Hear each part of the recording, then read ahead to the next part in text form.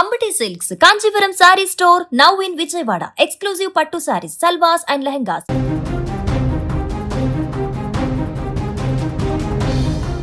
తెలంగాణలో అకాల వర్షాలు దంచుకొడుతున్నాయి. గత 2 రోజుల నుంచి రాష్ట్ర వ్యాప్తంగా కూడా చిరుజల్లులు కురిసినటువంటి రెయిన్స్ నిన్న మాత్రం దంచుకొట్టేసింది. పలు జిల్లాలలో వడగండ్ల వాన స్థానికులను భయాందోళనకు గురిచేసింది. నిన్న రాత్రి కురిసినటువంటి వర్షానికి చాలా ప్రాంతాలలో పూర్తిగా రోడ్ల మీద నీళ్లు కూడా నిలిచాయి. పెద్ద పెద్ద వడగండ్లు కురవడంతో ఇండ్ల మీద వాహనాల మీద పడి ఎక్కడ ధ్వంసమవుతాయని ఆందోళన వ్యక్తం కూడా చేశారు అక్కడ ఉన్నటువంటి స్థానికులు. ఇక సిటీలోని పలు చోట్ల వర్షం కురవడంతో లోతట్టు ప్రాంతాలలో నీరు నిలిచిపోయింది. రహదారులన్నీ జలమయమైపోయాయి. ఒక్కసారిగా వాతావరణం మారిపోయింది. హైదరాబాద్ నగరంలో నిన్న అర్ధరాత్రి దాటిన తర్వాత నుంచి ఇవాళ తెల్లవారుజాము వరకు 1 గంట నుంచి 2 గంటల సమయంలో వాన విపరీతంగా దంచుకొట్టింది. నగర వ్యాప్తంగా మోస్తారు వర్షం కురిసింది. దీంతో ఉక్కపోత నుంచి ఉపశమనం లభించినట్లుగా మారింది సిటీలో. ఇక ఉరుములు మెరుపులు కూడా మెరిశాయి. చల్లని గాలులు వేయడంతో పూర్తిగా వాతావరణం ఒక్కసారిగా మారిపోయింది హైదరాబాద్లో.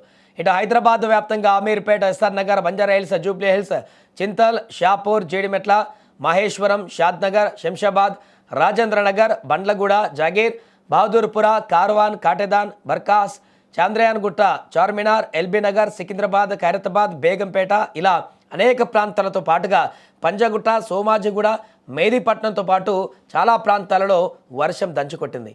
అటు జిల్లాలలో కూడా రంగారెడ్డి కానీ, మహబూబ్ నగర్ కానీ, వికారాబాద్ కానీ, వనపర్తి, గద్వాల, నాగర్ కర్నూలు జిల్లాలలో వర్షం కురిసింది.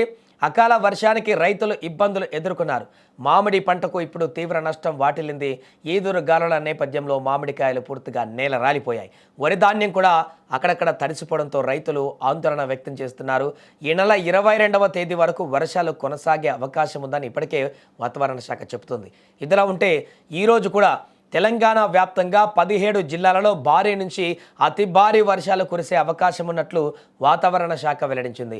మరోపక్క రాష్ట్రంలో మరో 4 రోజుల పాటు వర్షాలు కురవనున్నాయి. దీంతో ప్రజలు జాగ్రత్తగా ఉండాలంటూ సూచనలు చేస్తున్నారు. ఏదేమైనా కూడా ఊహించని విధంగా సమ్మర్లో కురుస్తున్నటువంటి వర్షాలతో పూర్తిగా రైతులకైతే అగమ్య గోచరంగా మారింది. పూతకు పింద దశకు వచ్చినటువంటి మామిడి తోటలకైతే తీవ్ర నష్టం వాటిల్లింది. ఇప్పటికే చాలా ప్రాంతాలలో మామిడి తోటలు నిన్న కురిసినటువంటి వడగండ్ల వర్షానికి అవన్నీ రాలిపోయాయి. రైతులు లభోదిబోం అంటున్నారు. ఇప్పుడు పంట చేతికి వచ్చినటువంటి సందర్భంలో వరి పంట కూడా పూర్తిగా దెబ్బతింది. అక్కడ విజువల్స్ మనం చూడండి, రాళ్ళు ఎంతెంత సైజులో వడగండ్లు పడుతున్నాయి.